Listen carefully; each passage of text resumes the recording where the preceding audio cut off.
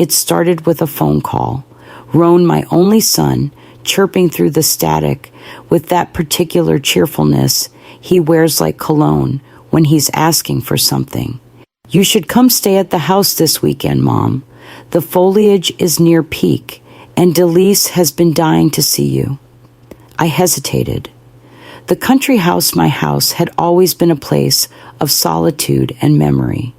I planted every dogwood on that land. I chose the amber tiles in the sunroom. But I hadn't been back in a while, not since Delise had started refreshing things. Still, it was October, and the hills would be beautiful. When I arrived Friday afternoon, the gate was already open. I noticed the new modern lighting installed along the driveway, cold and angular. Nothing like the wrought iron lanterns Frank once mounted by hand. Inside, the smell of lavender and lemon oil had replaced my cedar and books scent.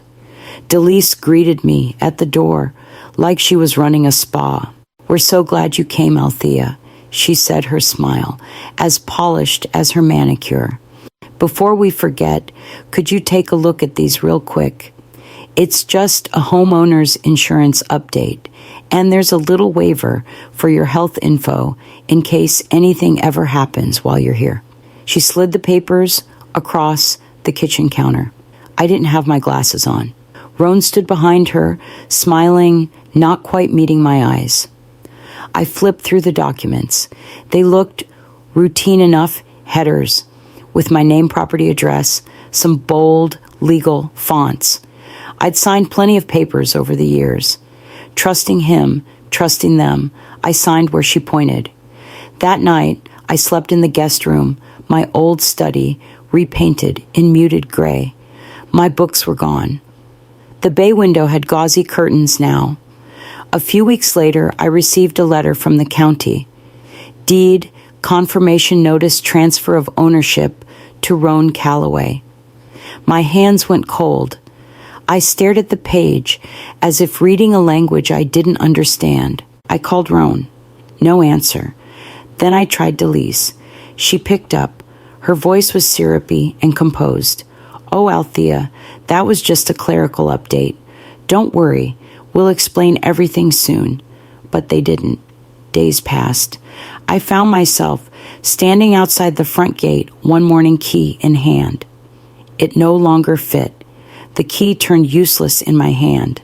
I tried again, slower this time, as if gentleness might coax the bolt to yield. Nothing. I stepped back, peering through the beveled glass of the front door. The entryway was empty, save for a new rug, white plush and foreign to my taste. Before I could knock, the door opened. Roan stood there, hair slicked back, wearing a cardigan I'd never seen. "Mom," he said, voice overly bright. "Didn't you call first? I didn't think I needed to." I answered. He opened the door wider, but didn't step aside.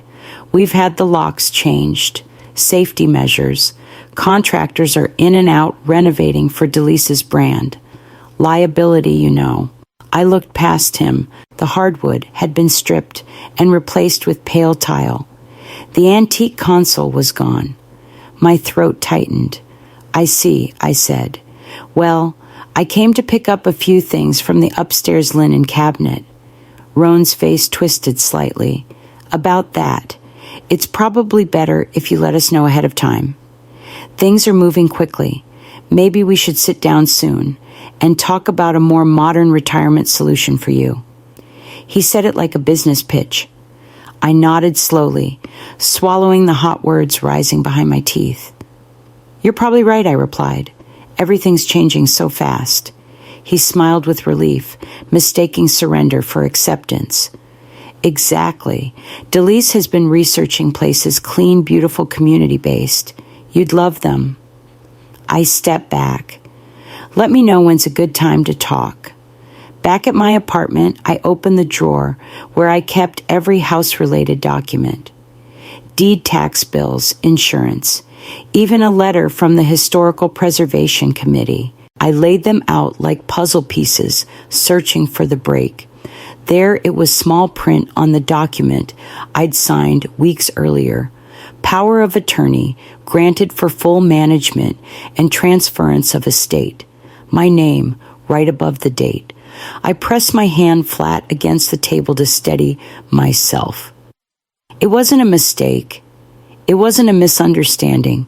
They knew exactly what they were doing, and they believed I'd go quietly, nodding along to their plans, fading out of my own life without a fight. They didn't know me at all. From across the street behind the tall hedge at Mrs. Darnell's place, I adjusted the binoculars with steady fingers.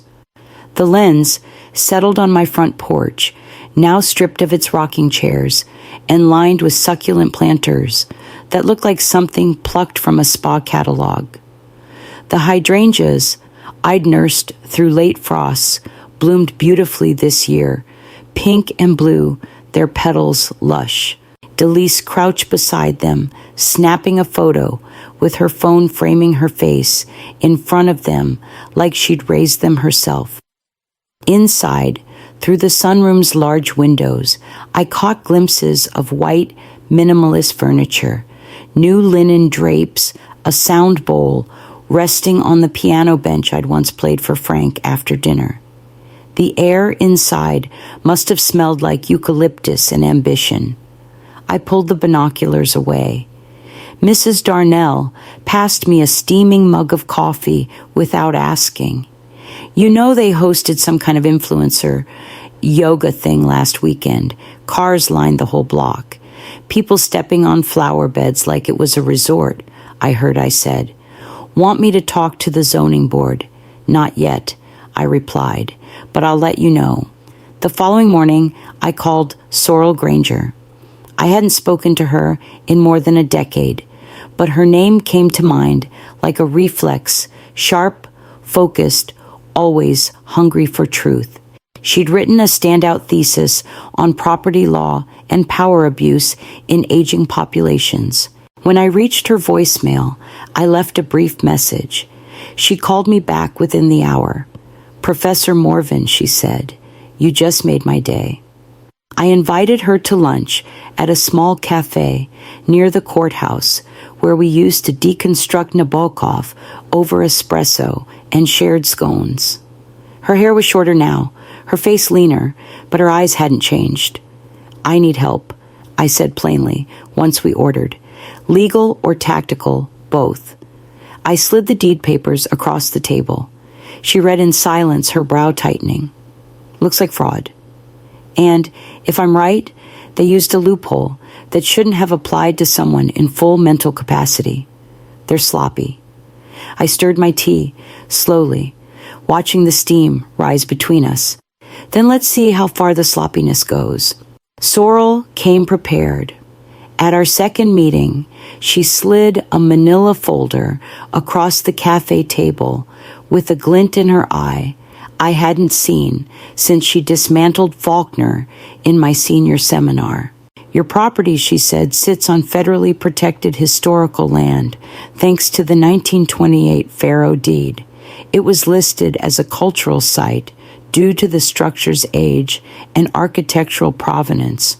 Your husband must have submitted the designation decades ago. I blinked. Frank did that, apparently smart man. It was quietly accepted because there were no development plans back then. But it's still active, which means what Rowan and Delise are doing, renting it out for commercial retreats, filming monetized content, violates 2 separate zoning codes and 1 preservation statute. I sipped my coffee, slowly, feeling warmth seep into my ribs. And the renovation, I asked. She smiled. They applied for a new home equity mortgage based on their assumed ownership. But because the deed transfer is tied to power of attorney and you were clearly not incapacitated, any mortgage linked to that claim may be deemed invalid. Meaning, they have no real capital, I finished for her. Sorrel nodded. And once we notify the preservation board, every permit Delise's contractor has will be questioned. Back home, I pulled my old city planning file box from the back closet. Years of letters, tax records, annotated property maps, nothing had been thrown away. I laid everything out like a timeline across my dining table, then added Sorrel's folder at the end. I made calls. Councilwoman Merritt remembered me from the literacy campaign I ran in '03. She agreed to send over the latest preservation policies.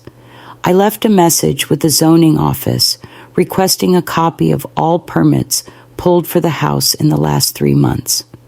By evening, I'd started a binder. Inside, it tabs for deed history zoning law and state elder abuse codes. I labeled each one in red ink, my handwriting firm and even. Roan and Delise had built their little empire on a fraud and missed the one clause that would unravel it all. I opened a fresh notebook and began outlining a strategy, beginning with the footage Sorrel had helped me collect from the outdoor cameras. Roan rang the bell just after 9, holding a paper bag and a bouquet of pale tulips, my least favorite flower. I opened the door and let him in. "Brought croissants," he said, breezing past me. "Delise insisted I check on you." I nodded, placing the bag on the counter. How thoughtful. He sat without asking, eyes skimming the apartment like it didn't belong to me. "We're just worried." Things moved fast. Delise gets anxious when things aren't clear. "She's sensitive," I said flatly. "Exactly. And she thought the house would help her feel grounded. Is that why she filmed yoga on my front lawn?" He chuckled, forced. "She's building a brand. You've always been traditional." He leaned forward. "Maybe some wires got crossed. Maybe you didn't remember signing the transfer papers. It happens. Of course not." His posture relaxed. "We want you to feel safe. We're even researching senior communities with nice courtyards and libraries." "How thoughtful," I said again calmly. I offered him tea, which he declined. He left after 30 minutes, reassured by my silence and smiles. As soon as the door closed, I walked to the laundry room. Sorrel crouched beside an old duffel bag, securing the last piece of gear. "All synced and running," she said. Audio, video, secure lines. Hidden cameras disguised as garden lights. A microphone in the mantel. A passive recorder under the antique sideboard, still legally mine. That afternoon, she handed me a tablet. The feed was crisp and live. Delise paced the sunroom phone on speaker. "If we lose sponsors over this zoning crap, I'll sue. I swear. The house is ours. No one cares how we got it." She waved toward the garden, my azaleas, my bench. I pressed record. Her voice crackled through the speaker, and as I listened, the sick twist in my gut didn't feel like fear anymore. It felt like certainty. The notification popped up on my tablet just before sunset. Wellness. With Delise is live. I clicked it without hesitation. The feed opened to music and fairy lights strung across the porch beams Frank once hung himself. My porch now dressed in sage bundles and citronella candles. Influencer types milled about with kombucha flutes and curated outfits, every movement choreographed for stories and reels. I turned the volume up. One woman perched on the edge of my antique piano stool, reupholstered in cream vinyl, laughed. "This place is adorable," in a kind of rehab retreat meets grandma's house way. Another leaned into frame.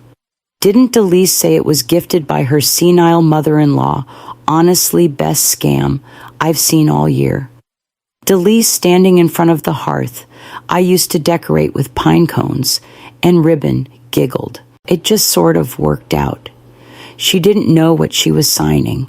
I paused the video, took a screenshot, then resumed. Roan emerged from the kitchen, carrying a tray of miniature quiches, the same ones I used to make from scratch for Sunday picnics. He raised a glass, smiling too broadly. "To new beginnings," he said. "This home has no ghosts, just light and clarity." The guests clinked glasses and cheered. Someone called out to freedom from clutter, physical and emotional. Laughter followed. I recorded the entire stream, not just for legal reasons. I needed to watch it, to see the rot in full bloom. They weren't hiding what they'd done. They were celebrating it. I forwarded the file to Sorrel without commentary. Within minutes, she replied with a thumbs-up emoji and a single-word leverage. I put the tablet down and stood up slowly, my knees stiff from stillness. I walked into the kitchen and opened the drawer beneath the calendar, where I kept the old mail keys and the fireproof folder. I pulled out the copy of the land designation Frank had submitted in 1992 and slid it into a new folder labeled Media Evidence. Their laughter echoed in my mind long after the stream ended, but it was the word gifted that stayed with me, so casual, so false, so confident.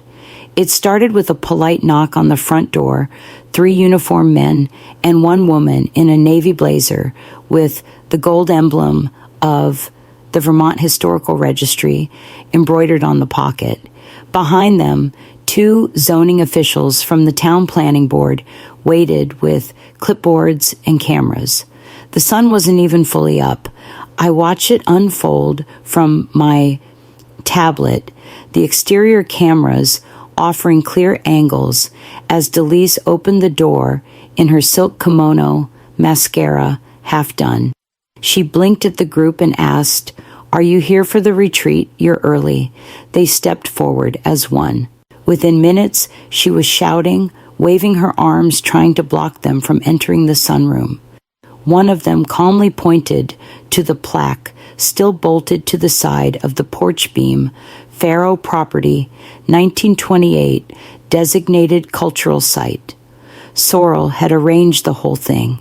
She stood by in the background clipboard, in hand posing as an assistant consultant, watching Delise unravel.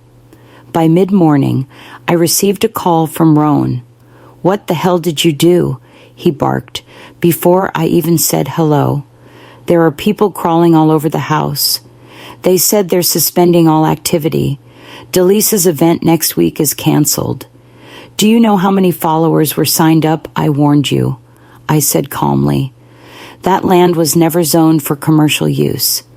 And it's protected. You set us up," he hissed. "No, I corrected you. Set yourselves up.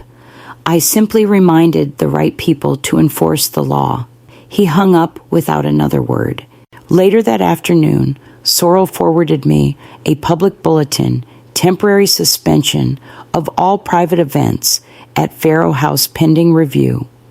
Underneath, language cited preservation violations and unauthorized structural changes. The same evening, Delise's social media accounts lit up. Confused followers asked about the wellness retreat and why they were suddenly being issued refunds. Comments flooded in. "Is this illegal? Why is the venue locked down?" A day later, a local blog ran the headline, "Yoga Queen's Historic House May Violate Preservation Rules." I saved a copy of the article and added it to the binder, sliding it in behind the deed and the deed's betrayal. They showed up unannounced, pounding on my apartment door like I'd stolen something from them. I opened it calmly, already expecting the storm. Roan's face was red jaw clenched. Delise hovered behind him, sunglasses on, despite being indoors. "You tricked us," Roan snapped. All that smiling and nodding, pretending to be confused. "You planned this. I wanted the truth to come out," I said. "And now it has." He stepped forward, but I held my ground. Sorrel emerged from the hallway with a file in hand. "This is for you." she said, handing him an envelope. A formal cease and desist. You are to vacate the property within 30 days or face legal consequences, fraud, breach of trust, and elder coercion.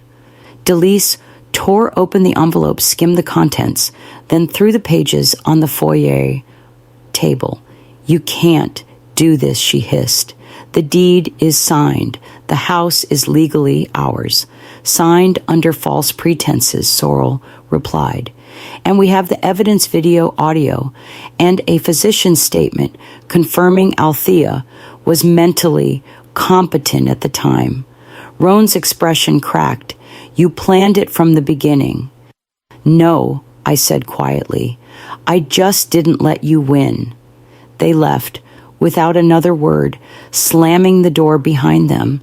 The next morning, their attorney sent a letter intent to countersue, claiming emotional distress and slander. I handed it to Sorrel. She flipped through it with one brow raised. Their lawyer clearly doesn't know we have a full video archive. They're bluffing. She slid it into our nearly full binder and printed fresh copies of the footage timestamps. That night, she emailed everything to our attorney's subject line, anticipated retaliation, full materials attached. Later, I sat by the window with a cup of tea, watching wind stir the dry leaves. It wasn't the loss that haunted me.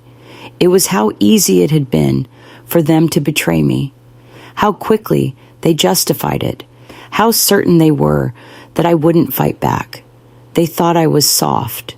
They thought wrong. I chose the restaurant carefully, downtown elegant, but not extravagant, with white tablecloths and no paparazzi walls. A place too proper for shouting, too polished for scenes. The hostess led us to a quiet table near the window where the candlelight softened the tension clinging to our chairs. Roan arrived, first, eyes tired, suit wrinkled. Delise followed minutes later, phone in hand, fingers twitching like she couldn't decide whether to record or run. I kept the pleasantries short. Thank you both for coming. They said nothing. I slid the folder across the table. Inside a deed reversal agreement, notarized ready to sign. A clean break. You sign this? I said vacate the house within 10 days and I won't press charges. The footage stays private. No blog leaks, no courtrooms, just distance. Delise didn't even look at the documents. You think you can manipulate us with your old lady calm. You're bluffing. I didn't blink. Then call it. Roan's hands trembled as he reached for the folder. He didn't open it either. He just stared at the cover like it might catch fire. This is our life now, he whispered. Everything we built. You didn't build it, I replied. You stole it. That's when Delise shoved the folder away and slapped her palm on the table. This is extortion. I stood, slowly reached for my cloth napkin and wiped my hands with deliberate care. No, I said. This is mercy. Roan's eyes filled as he watched me. Mom, please don't do this. I already did, I answered softly. Delise stood too, knocking over her wine. It pooled across the table, seeping toward the contract like blood. She didn't apologize. She grabbed her bag and stormed out without another word. Roan stayed behind, wiping his eyes with the back of his hand. She didn't mean it. Neither did you, I said, gathering my coat. But you meant the rest. He didn't follow me out. By the time I reached the sidewalk, the air had turned sharp with early frost. I tucked the folder under my arm and kept walking. In my chest, something finally settled, like dust or peace or both. It took 3 months, but the porch is mine again. I sit with a glass of iced tea, watching the shadows stretch across the lawn where my rose bushes are beginning to bud. The hydrangeas survived the disruption better than I expected, resilient like everything worth keeping. I'll replant the dogwood in the fall once the soil forgets who stepped over it. The headline, Never Mention Names, Elder Property Scam, reversed after surprise legal turn. But everyone in town read between the lines. Sorrel saw, too, that slipping the right files to the right hands. I didn't ask how. Delise lost almost 50,000 followers in the first week. A few brands dropped her. Her content grew sparse, forced. By the time she posted a tearful video about online cruelty, no one believed the apology. They saw her now. Roan moved out of state shortly after the settlement. No forwarding address, just a notice from his lawyer that he would not contest the revocation or file future claims. He returned the keys without a word. I never responded. Instead, I found my rhythm again. 2 mornings a week, volunteering at the library shelving books I once assigned. The children's corner still smells like paste and paperbacks, and no one there knows what happened. They just know I bring homemade muffins and recommend good stories. One afternoon, I updated my will. The house will pass to a women's shelter foundation when I go, not to anyone who sees it as an asset to leverage, but to women who need a place to rest, recover, and begin again. A real retreat. I clipped the last of the deadheads from the climbing roses this morning. My knees protested less than they used to. The sun slants low, now brushing the porch rail in gold. I sit quietly, listening to the sound of leaves rustling, and a wind chime I forgot I'd hung. Connor is due back from his fishing trip tomorrow. He left me a note before he went. Don't let the peace get too quiet. You deserve to hear yourself think. I do. And for the first time in years, I like what I hear.